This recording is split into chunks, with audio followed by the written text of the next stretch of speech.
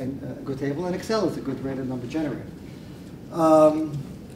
So making a mistake 38% of the time, making a type 1 error 38% of the time, having an alpha of 38% is not a good situation to be in. So now the question is, how can you improve it? That's what we're up to right now. How would you improve it? And it turns out there are two different ways you can improve it. And I'll be glad to hear either or both of them from anybody who wants to participate. How would you improve? Well, we want to drive down this error rate. Yes? Make the boundaries. Yeah, who said 3.5? 5 was a magic number. You can just just as an educated guess. Make it, maybe it should be 2.5 and 6.5, or 1.5 and 8.5, or 7.5. So maybe making the boundaries. So we're going to in fact do it that way. We're going to make the boundaries bigger. But what's the other approach? Get one of each papers. What's the that's how we're going to actually do it in class right now. But what's another? I'm going to pass it back to you. Yes, Gina? You mean the alpha 5%? No. Right now we're measuring alpha. Pass it back to Gina and the guy. What's your Alex? No. You're also Alex. Yeah. Oh, you're confusing, Mike. Change your seat or something. Okay. Have your last name, okay? Alex, have your last name. Yeah, but print it out once in a while so I can see it. I'm sorry. So Gina's saying you'll change the alpha. No. Right now we need to get it down. Right now we know in this situation, using this pair of numbers, the alpha is 38%. You can't change the alpha, unless but you can say, okay, I'm happy to live with 40% error rate. You can do that, by the way. You can say, no, I want to be right 60% of the time. Some people, have very low standards, and that is in fact a valid answer, because that's the third. When I say there are 3 things you can change, it turns out 2 things you can change. It turns out Gina thought of a 3rd thing, and she's right. You can change the boundaries. You can change say I'm happy to live with 38% or 28%. I'm happy to live with that. That's a personal decision. Who says 10% is better than? At some point you got to say you're going to have some error. It'll be 5%, 1%, 0.5%.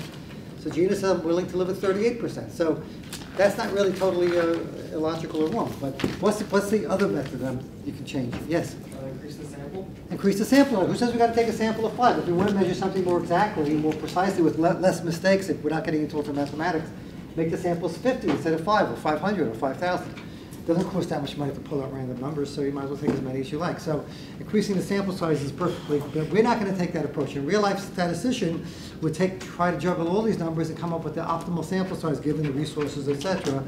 But we're going to take the point of view in this class. The sample size is given to you. We can't change it, but in real life you can change it. Sarah, would you pass it back to Tim, please? Okay, so we're going to take the approach of, since the sample size can't be changed, since the 4.5 certainly can't be changed, the sigma of 2.87 can't be changed, because that's the nature of a good random number table, has these numbers here.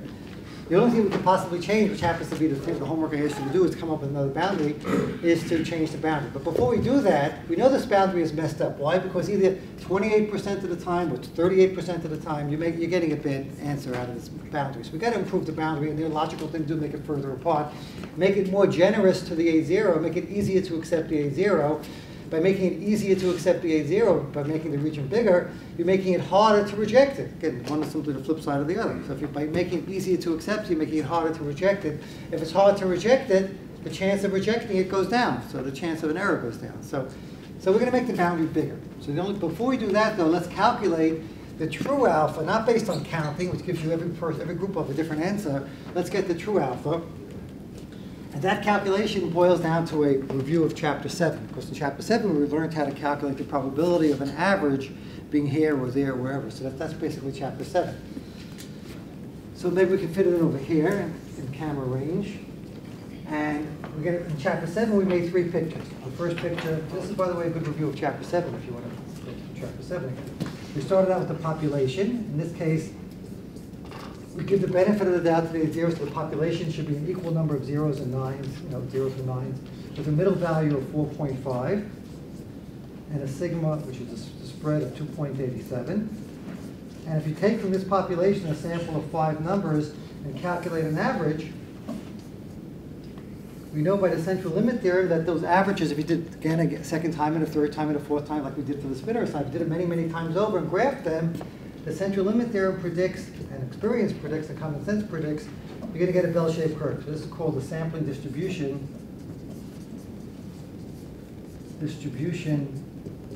of the mean.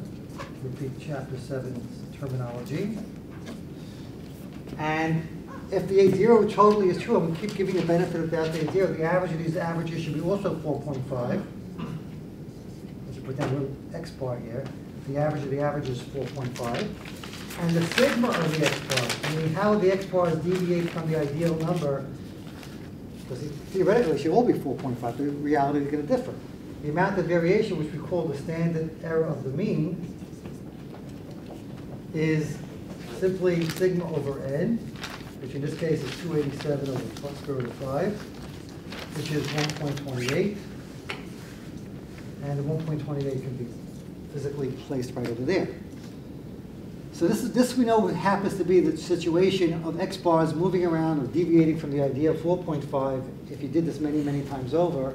So we can now place the boundary of 3.5 to 5.5, which discusses averages. The average would be between here and here, on top of this X bar sampling distribution picture. So where is 5 point? This is 5.8 roughly. So 5.5 is roughly here. And 3.5 got to be somewhere around here. And if you end up between 3.5 and 5.5, according to the consensus of a few groups so far, we could accept the A0. Now, instead of saying the more easy accept the A0, technically you're supposed to say do not reject the A0, because since we're giving the benefit of the doubt to the A0, you can't really prove it. You can only not disprove it. So we'll discuss that perhaps a little further. So we express it negatively. Do not reject A0. So the acceptance region, you can write down for yourself. It means accept the A0, but it really means do not. I mean, technically you're supposed to say do not reject the A0. But if you end up past 3.5, or below 3.5, or above 5.5, then the answer is explicitly reject A0. In other words, if you get an average according to the rule, if you get something like a 5.6 or a 5.8, you're going to use the H1, reject A0. So these two regions are labeled reject A0. So let's go. Now it looks like it's getting complicated, but it's not getting any more complicated than Chapter 7, which means if you didn't do Chapter 7's homeworks yet, then obviously you're at a slight disadvantage. But I'm reviewing it, so maybe you have a chance to catch up again.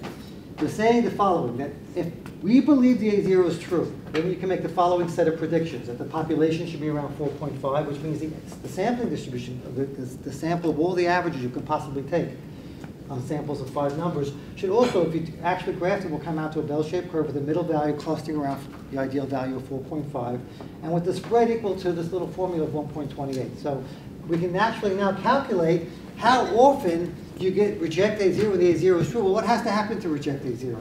You have to find an X bar bigger than 5.5, or get an X bar lower than 3.5. That's what it means to reject A0 under our current terminology. If it's bigger than 5.5 or lower than 3.5. When in fact the average truly is 4.5. Well, that's the calculation we did in Chapter 7. What's the probability? I think we did it in class with what number? We did the exact same calculation with the exact same set of numbers. Sample size of 5, the sigma of 287, but we didn't use a 5.5. What did we use in class when we did it for the spinner assignment? We tried it once with a 6.3, remember that? You should remember that. 5.7. We did a 5.7 in class, that was the homework. When was the homework when we did in class? You're supposed to do it twice so far. What number did we do in class? 5.7 or 6.3? Well, whatever was in the homework was the opposite. Spinner assignment number 9 says do this exact same calculation using a 6.3, and we did in class with a 5.7. So now we're doing the same calculation with a 5.5. But you go back to your notes and just do it again. How do you do that calculation? Well, we basically figure out what is the area under the curve. We did it by guessing the area, by looking at the picture, but we'll do it straight to the Z diagram, which gives us the exact answer after we know Chapter 6 and Chapter 7. The Z diagram says if you want to figure out the area of a bell-shaped curve past 5.5, convert that 5.5 to a z-score, convert the 3.5 to its corresponding z-score, let's look it up in a z-table. So let's do that. The formula for converting a number into a z-score starting in Chapter 6 was this, but in Chapter 7 we basically added x bars, because we're now dealing with everything with x bars as opposed to individual numbers, which is the same bell-shaped curve. Now the 5.5 is the boundary. The ideal value according to the A0 is that. The sigma of x bar by this calculation is 128. This comes out to 0.93 or 0.94 if my computer was working correctly. What does it come out to? Calculator, please.